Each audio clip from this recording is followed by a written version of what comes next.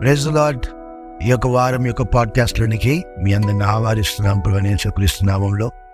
గతించిన వారము మీరెంతో ప్రభు వాక్యంను ఆధారం చేసుకుని జయ జీవితం జీవించాలని నమ్ముతున్నాం. ఒకవేళ ఎక్కడైనా చిన్న పొరపాటు జరిగిన ప్రభు ఈ వారం మీకు పరిణామించినారని అవనికి స్తుతించి ఈ వారాన్ని కొడుకు మీరు బలమైన రీతిలో మీకు బహుమానంగా మారినట్లుగా ఉపయోగించుకుంటున్నాండి. ఈ యొక్క వారం యొక్క పాడ్కాస్ట్లోనికి కీర్తనలు 57 అధ్యాయము 7వ వచనంలో కీర్తనకారుడు రాసిన మాటను మనం చదువుకుందాం. కీర్తనలు 57:7 వచనం. నా హృదయం నిబ్బరముగా ఉన్నది, దేవా నా హృదయం నిబ్బరంగానున్నది, నేను పాడుచు స్తుతిగానం చేసేదను. మనము ప్రభువును గూర్చి పాడాలన్నా స్తుతిగానం చేయాలన్నా మన జీవితంలో ఆ అనుభవం రావాలి. ఏంటి అనుభవము? నిబ్బరము అనే అనుభవం రావాలి. బీ ఆఫ్ గుడ్ చియర్, చాలా ఇంపార్టెంట్. ఇదే కీర్తనకారుడు గురించి ఇదే అధ్యాయము ఇంగ్లీష్లో ఏమని రాయబడుతూ ఉంది అంటే, తాను చక్కగా రాస్తున్నాడు, my heart is fixed, oh god my heart is fixed. నిబ్బరము అంటే నీ యొక్క ఆ యొక్క ఆశ, అంతేకాకుండా ధైర్యము దేవుని యందు అది ఆ రీతిగా స్థిరపరచబడుతూ వస్తుంది. అనగా నువ్వు మరలా వేరే సహాయాన్ని ఏమాత్రం వెతకాల్సిన అవసరం ఉండదు. నిబ్బరం ఉంది ప్రభువులోనే. కాబట్టి ప్రభువు అందే నా హృదయము లగ్నమై ఉంది. Fixed, my heart is fixed. అనేక సార్లు మన యొక్క వ్యక్తిగత జీవితంలో ఈ అనుభవంలో నుంచి తొలగిపోతూ ఉంటాం. కానీ ప్రభు మనకు చెప్తున్న మాట, our heart should be fixed and of good cheer. నిబ్బరం కలిగి మన యొక్క మనస్సు ఆయన స్థిరమై ఉండాలి. ఈ యొక్క అనుభవంలో మన వ్యక్తిగత జీవితంలో విశ్వాసిగా అనగా యేసు ప్రభువును అంగీకరించిన తర్వాత, ఆయన ద్వారా రక్షింపబడి విమోచింపబడిన తర్వాత మనం జీవించాల్సిన విధానం. అయితే ఈ కీర్తనకారుడికి కూడా అనేకమైన సవాళ్ళు ఎదురవుతూ వచ్చినాయి. ఆయన యొక్క జీవితంలో 6వ వచనంలో చూస్తే, నా అడుగులను చిక్కించుకొనుటకై వారు వలయొడ్డిరి, నా ప్రాణం కృంగి ఉన్నది, నా ఎదుట గుంట త్రవ్వి దానిలో తామే పడిరి. అందుకే నిబ్బరం కలుగుతూ వచ్చింది. కానీ ఒక విషయం ఏంటంటే, అతని అడుగులకు వారు చిక్కించుకున్నట్టుకై వారు చిక్కును వలను వారు ఏం చేస్తూ వడ్డుతూ వచ్చినారు. వారు ఇతని ప్రాణాన్ని కృంగిపోయేలాగా చేస్తూ వచ్చినారు. మన ప్రాణం కూడా కృంగిపోతుంది. ఎందుకంటే మన అడుగులు చిక్కుబడ్డాయి కాబట్టి కృంగిపోతుంది. అనేక సార్లు మన కాలేజీలో కానీ, ఆఫీస్లో కానీ, కుటుంబ జీవితంలో కానీ, అంతేకాకుండా బంధుమిత్రుల మధ్యలో ఎక్కడో చిక్కుపోయినప్పుడు మనం ఎంతో కృంగిపోతూ ఉంటాం. ఏదైనా కలిసి రానప్పుడు, డెడ్ ఎండ్ సిచ్యువేషన్ ఏదైనా నువ్వు ఎదుర్కొన్నప్పుడు, ఇంకా దీని తర్వాత మనం ఏం చేయలేము, చేయగలిగింది చేసేసినాము అన్నప్పుడు మనం ఎంతో కృంగిపోయే వారంగా ఉంటాం. కానీ క్రైస్తవ జీవితంలో నిబ్బరము కలిగిన హృదయం ఉంటుంది. దేవుడిని పక్షాన కార్యం చేస్తే నిబ్బరము కలిగిన అనుభవంలోనికి ఉంటావు. 5వ వచనం చదువుదామా? దేవా ఆకాశం కంటే అత్యున్నతుడుగా నిన్ను కనపరుచుకొనుము, నీ ప్రభావము సర్వభూమి మీద కనబడనిమ్ము. ఈ ప్రార్థన చేసినప్పుడు 6వ వచనంలో చివరి మాట, నా ఎదుట గుంట త్రవ్వి దానిలో తామే పడిరి అనే అనుభవం వస్తుంది. అంటే మనను చెక్కించుకోవడానికి, గొంతులు పడివేయడానికి ప్రయాసపడిన వారు, దేవాది దేవుడు తానే ఆకాశం కంటే అత్యున్నతుడని తాను కనపరుచుకున్నాడనుకో నీ జీవితంలో, వారు దానిలో పడిపోతారు. వారు త్రవ్విన గుంతలో వారే పడిపోతారు. ఆ కారణాన్ని బట్టి నీకు నిబ్బరం కలుగుతూ ఉంటుంది. దీని అర్థము, దేవుడు నీ పక్షమున అత్యున్నతుడిగా కావాలి అంటే నీవు నీ జీవితంలో దేవుడు ఆకాశం కంటే అత్యున్నతుడిగా ఉండనట్లుగా నువ్వు అతనికి పరిపూర్ణమైన అవకాశం ఇస్తే తను తాను కనపరుచుకుంటాడు. అవకాశం ఇస్తేనే కదా కనపరుచుకుంటాం. మనము ఎవరైనా ఉద్యోగంలో మనకు ఒక అవకాశం ఇస్తేనే మన సామర్థ్యంను మనం కనపరుచుకోగలుగుతాం కదా. ఎప్పుడైనా ఒకసారి పొరపాటు చేస్తే మరి ఒక అవకాశం ఇస్తేనే మేము యోగ్యులమని కనపరుచుకుంటాం, అవునా కాదా? కనుకనే మనం దేవుని యొద్ద ఆయనకు అనుకూలమైన వాతావరణమును మన జీవితంలో కలుగజేసుకుని తను తాను అత్యున్నతుడని కనపరుచుకున్నట్లు మనం కూడా తనకు అవకాశం ఇవ్వాల్సిన వారంగా ఉన్నాం. ఆ యొక్క అవకాశం కనుక నీ దేవునికి ఇస్తే దేవుడు నీలో నిబ్బరము కలిగిన అనుభవాన్ని తీసుకొని వస్తాడు. నిబ్బరము కలిగిన అనుభవం అంటే నీ మాత్రం కూడా ఇంకా చెల్లించవు, నీ మాత్రం కూడా కదలవు. అందుకే మై హార్ట్ ఇస్ ఫిక్స్డ్, స్థిరమైపోయింది నా హృదయం నీ అందు. ఇది చాలా మంచి అనుభవం. ఒక విశ్వాసికి వేరే దేని అందు కూడా మనసు రాకూడదు, కానీ ప్రభునందే తన మనసు స్థిరపరచబడాలి. అప్పుడు నిబ్బరం వస్తుంది. చాలా ప్రాముఖ్యం. కీర్తనలు 108 మొదటి వచనం చూసుకుందాము. కీర్తనలు 108 మొదటి వచనం. దేవా, నా హృదయం నిబ్బరముగానున్నది, నేను పాడుచు స్తుతిగానం చేసేదను. నా ఆత్మ పాడుచు గానము చేయుదును. నేను నా ఆత్మ ఎప్పుడు మేము పాడుచు స్తుతిగానం చేయగలుగుతామంటే నిబ్బరం వచ్చినప్పుడు. ఎందులో? హృదయంలో నిబ్బరం. అండర్స్టాండింగ్లో కాదు, హృదయంలో. కొన్నిసార్లు మనకున్న ఇన్ఫరెన్సెస్, మనము వేటిని లేదా ఒక్కొక్క పరిస్థితిని మనం ఏ రీతిగా అర్థం చేసుకుంటామో దానిని బట్టి మనకు ధైర్యమో వెంకితనమో ఏదో మన జీవితంలో కలుగుతుంది. కానీ ఇక్కడ దైవజనుడు చెప్తున్న మాట, నా హృదయముకు నిబ్బరం కలుగుతూ వచ్చింది. ఎంత చక్కటి మాట. కీర్తనలు 112 7వ వచనంలో కూడా అంతే. 112 7వ వచనం. వారి హృదయం యెహోవాను ఆశ్రయించి స్థిరముగా నుండును. ఎప్పుడుంటుంది స్థిరముగా? ఆశ్రయించినప్పుడు స్థిరంగా ఉంటుంది. ఆశ్రయించిన తర్వాత యెహోవా నుండే స్థిరంగా ఉంటుంది. స్థిరంగా ఉన్నప్పుడు వాడు ఏమవుతాడు? దుర్వార్తకు జడియడు. జడియని వారి హృదయము నిబ్బరము కలిగిన హృదయం. జడియట్లేదంటే నువ్వు నిబ్బరం కలిగినావు. యోషుట అంటాడు, జడియకు, బెదరకు, వనకకు, నీ ఎదుట నీ ప్రజలు నిన్ను తరిమివేయుదును. నిబ్బరం ఉందనుకో అసలు ఏమాత్రం కూడా భయపడం. యోహాను సువార్త 16:33 వచనం కూడా నిబ్బరం కలిగి ధైర్యం తెచ్చుకొనుము అంటూ అన్నాడు. ఎందుకు? నేను లోకాన్ని జయించినాను.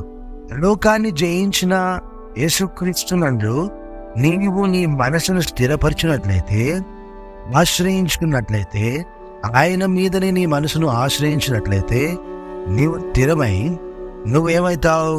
జడియవు. దుర్వార్తకు జడియవు. చాలా మంది దుర్వార్తకు జడిసిపోతాం.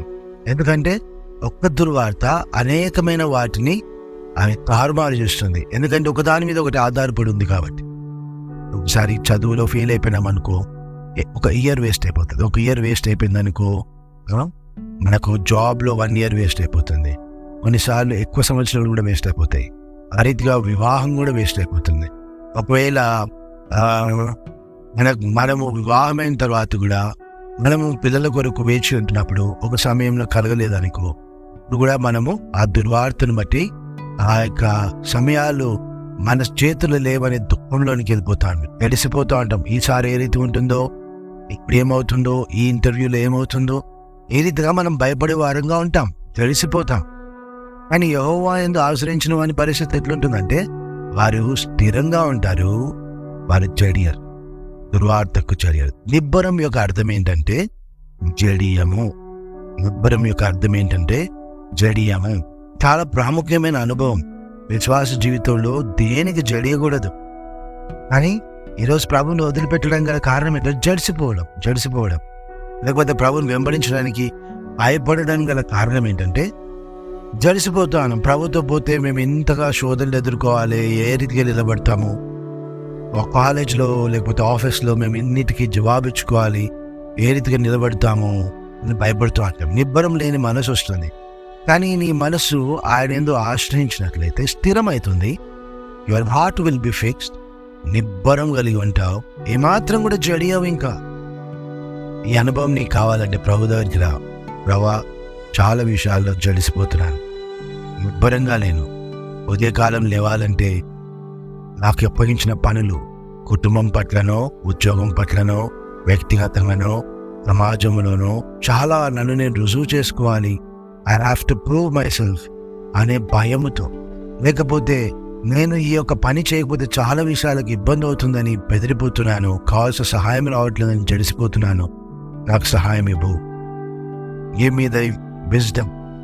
ఎవరైతే గతించిన పాడ్కాస్ట్లో వింటూ వచ్చినాం కదా, ఆ యొక్క గిద్యోనుకు ఆ యొక్క తాత్పర్యం తెలిసినప్పుడు అతనికి ధైర్యం వచ్చింది, భయపడాల్సిన అవసరం లేకుండా పోయింది. ఈరోజు కూడా మనతో అదే మాట్లాడుతున్నాడు. ఈసారి గుడ్ cheer, నిబ్బరము కలిగిన మనసు. ధైర్యం వేరు. ఇక్కడ being bold is different, being of good cheer is also different. నిబ్బరం కలిగి ఉంటామంటే ఇంకా అసలు ఏమాత్రం కూడా వేవరింగ్ ఉండదు. You will not be wavering. ఏమాత్రం కూడా బాధపడవు.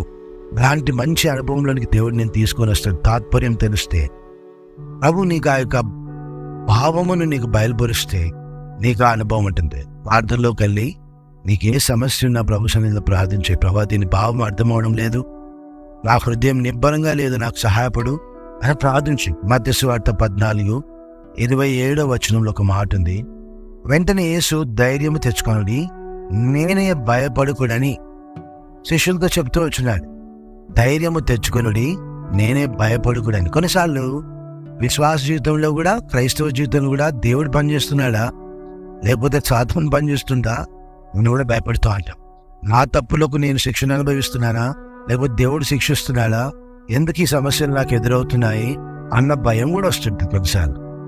కానీ ప్రభు సన్నిధికి వచ్చినప్పుడు ప్రభు ఏం చేస్తాడంటే, నేను చూసుకుంటాను, నేనే భయపడికింకా అని నీతో మాట్లాడతాడు. ఒకవేళ దేవుడే నీ జీవితంలో కొన్ని పరిస్థితులు పంపించినప్పుడు అప్పుడు కూడా దేవుడు నీతో చాలా చక్కగా మాట్లాడతాడు. నేనే భయపడకు అని చెప్తుంటాడు కదా. యోబుకి ఒకవేళ ఈ మాట వచ్చిందంటే 41 అధ్యాయాలైనా రాయాల్సిన అవసరం లేదు కదా. కానీ అతడు శోధనకు అప్పగించబడ్డాడు, మహాశ్రమకు అప్పగించబడ్డాడు. కానీ దేవుడే చెప్పలేదు వచ్చి యోబుకు, నేనే పంపించినాను యోబు, నువ్వేం భయపడకనడం లేదు. కానీ ఇక్కడున్న శిష్యులకు, నూతన నిబంధనలో ఉన్న శిష్యులకు, రక్షణోడలోనికి వచ్చిన శిష్యులకు, నేనే భయపడకు, నేనే దీన్ని అనుమతించున్నాను అని చెప్తున్నాను. నేనే నీకు సహాయం చేయడానికి వచ్చినాను, నువ్వు ఎదుర్కొంటున్న శ్రమలో నేనే సహాయం చేయడానికి వస్తున్నానని తాను పలుకుతూ వస్తున్నాడు. నీకు ఈ అనుభవం వస్తుంది. నువ్వు ప్రభు సన్నిధికి రా, ప్రభు నీ కొరకు నిబ్బరమైన సహాయమును తాను అనుగ్రహిస్తూ అంటాడు. ఇంకొక మాట ఉంది, అదే కీర్తనలో 112:7 స్థిరపరచడం అంటే ఎస్టాబ్లిషింగ్ కదా. 112:7 ఒక మాట ఉంది, స్థిరపరచును అంటే ఎస్టాబ్లిష్ చేయడం. చాలా మంచి మాట. 8వ వచనం చూద్దాం. వారి మనసు స్థిరముగా నుండును, తన శత్రువుల విషయమే తన కోరిక నెరవేరు వరకు వాడు భయపడడు. వాడి మనసు స్థిరముగా నుండును, తనకు వ్యతిరేకంగా పనిచేస్తున్న వాటన్నిటి విషయంలో అతడు భయపడడు. దేవుని యందు విశ్వాసం ఉంచి నువ్వు నిబ్బరం కలిగిన హృదయంలోనికి వచ్చినట్లయితే, ఎప్పుడు వస్తావు నిబ్బరం కలిగి అంటే, ఆయనను నీ జీవితంలో ఆకాశం కంటే అత్యున్నతులుగా అవునట్లు కనపరుచుకున్నట్లు నీ జీవితంలో అనుమతిస్తే నీకు నిబ్బరమైన మనసు వస్తుంది. స్థిరముగా ఉంటావు.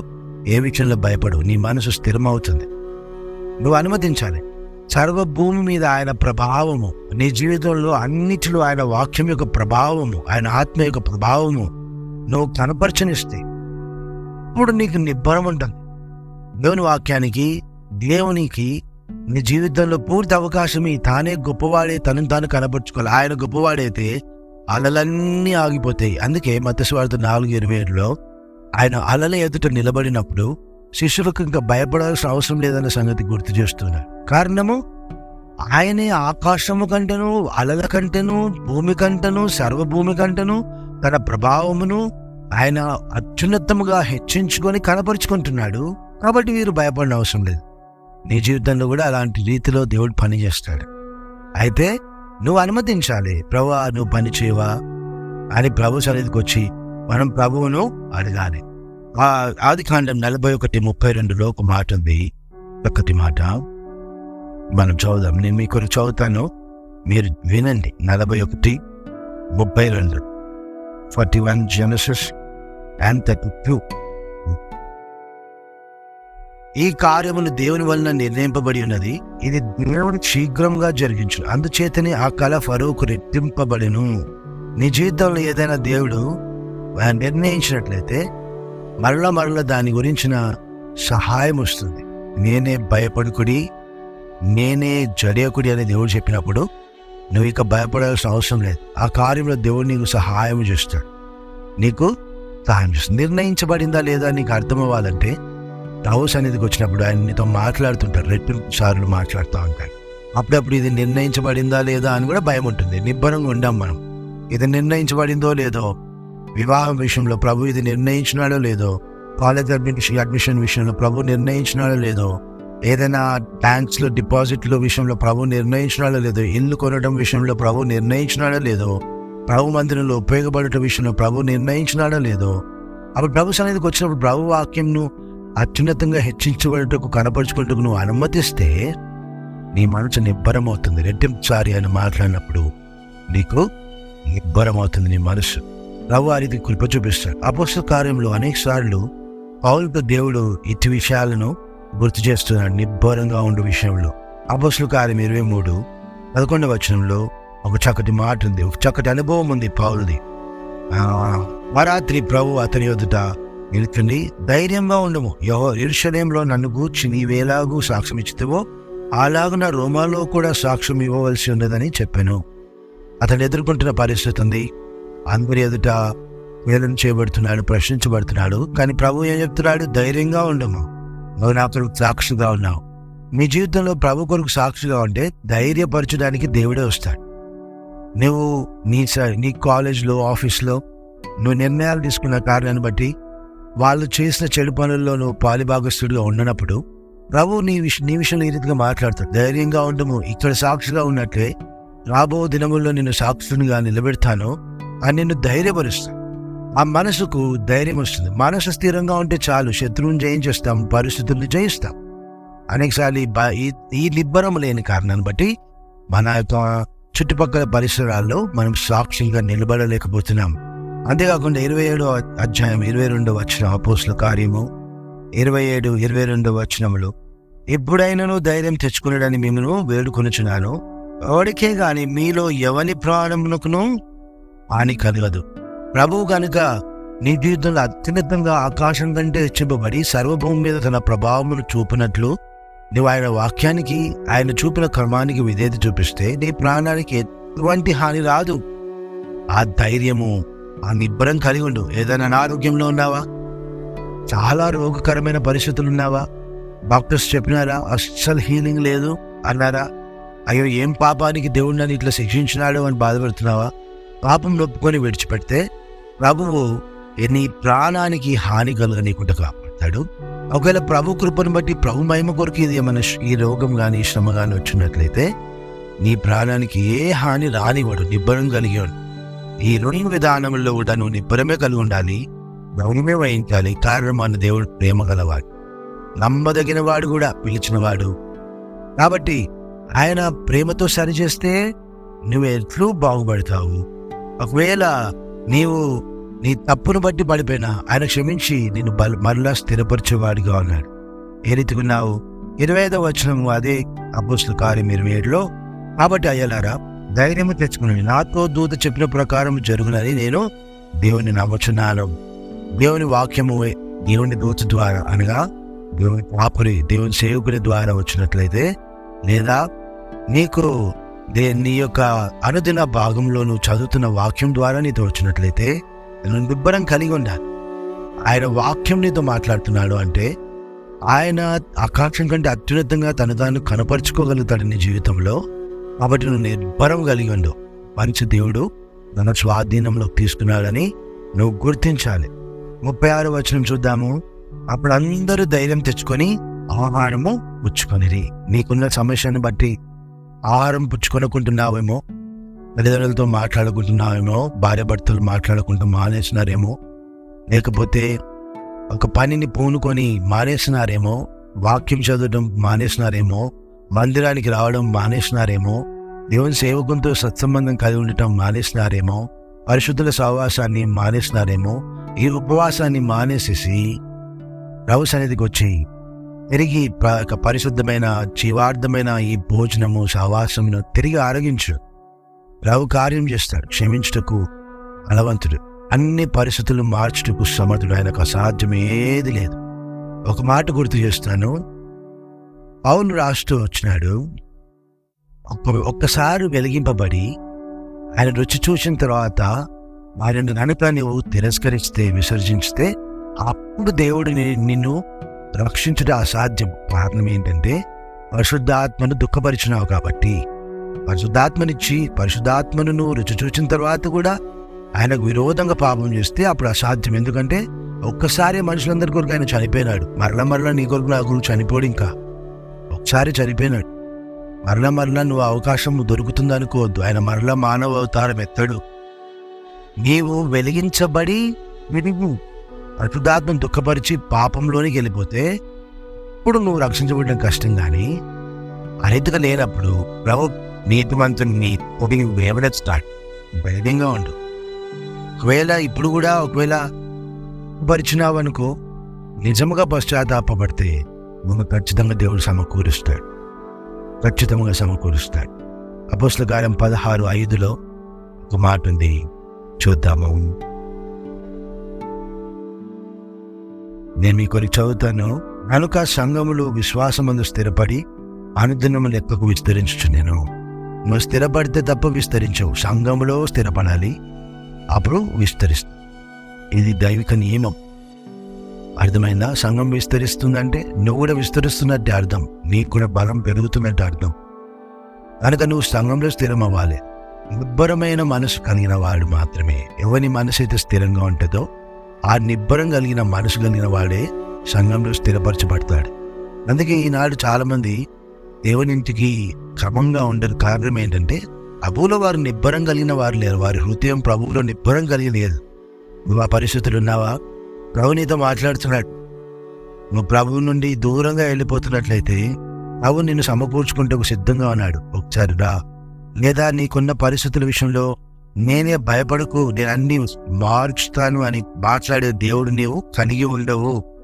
సామెతల గ్రంథం 3:19, జ్ఞానం వలన యెహోవా భూమిని స్థాపించెను, వివేచన వలన ఆయన ఆకాశ విశాలమును స్థిరపరచెను. ఆయన ఆకాశము కంటే తను అత్యున్నతుడిగా కనపరుచుకున్నప్పుడు జ్ఞానము, వివేకము నీ జీవితంలో పనిచేస్తుంది. ఎక్కడ కూడా నష్టం నీకు కనివదు. అంటే బుద్ధిహీనత నీ జీవితంలో ఏలరు, విశ్వాసం నీలో ఏలుతుంది. కనుక ప్రభు నీకు ఆ సహాయం అనుగ్రహిస్తాడు. ఆఖరిగా ఫిబ్రవరి 13:9 చూసుకుందాము. నాతో పాటు మీరు కూడా వినండి, నేను చదువుతాను. 13:9, నానా విధములైన అన్య బోధల చేత త్రిప్పబడుకుడి, భోజన పదార్థములను బట్టి కాక కృపను బట్టి హృదయమును స్థిరపరచుకునటం మంచిది. భోజనములను బట్టి ప్రవర్తించే వారికి ఏమీ ప్రయోజనము కలగలేదు. ఇహలోక శరీరానుసారమైన వాటి మనసును బట్టి ఎవరికి ఏ ప్రయోజనం కలగలేదు. అలాంటి మనసులు ఎప్పుడు అనిశ్చితి, భయము, పిరికితనం ఉంటుంది. కానీ కృపను బట్టి హృదయమును స్థిరపరచుకునటం మంచిది. కృప ఏంటి? నీ జీవితంలో దేవుడు ఒక అవకాశం ఇస్తున్నాడు, తను తాను అవకాశం కంటే హెచ్చించుకోవడానికి. నీ జీవితంలో ఆ యొక్క అవకాశాన్ని ఉపయోగించుకున్నావా, నిబ్బరం ఉంటుంది. దాని కారణాన్ని బట్టి స్థిరపరచబడతావు. స్థిరపరచబడినప్పుడు సమస్తం నీకు మేలే జరుగుతుంది, మంచి జరుగుతుంది. ఇంతవరకు నీకు మేలు జరగలేదంటే అదే కారణం. అనుమతించలేదు, స్థిరపరచబడలేదు, మనసు చంచలమైపోయింది. అందుకే సీమోనుగా ఉన్నప్పుడు తక్కువగా వాడబడ్డాడు. కేఫా పేతురుగా మార్చబడినప్పుడు ప్రభువులో ఎక్కువగా వాడబడ్డాడు సీమోను, పేతురు. కనుక ప్రభువులో స్థిరపరచు. చంచలమైన మనసుగా ఉంటే నీ మనసు, నువ్వు నిబ్బరం కలిగి ఉండలేవు. ఏ విషయాల్లో, కాలేజ్ విషయంలో, ఆఫీస్ విషయంలో, డ్రెస్సింగ్ విషయంలో, చాయిసెస్ విషయంలో, ప్లెజర్స్ విషయంలో అనిశ్చితి, చంచలము ఉండకూడదు. నిబ్బరమైన మనసు రావాలి అన్నిటిలో. ప్రవారితే నీకు నాకు పెంచిన మనందరికీ సహాయపడింది. ప్రార్థన చేసుకో. సర్వాధికారి, నా హృదయం నిబ్బరం కలిగినది.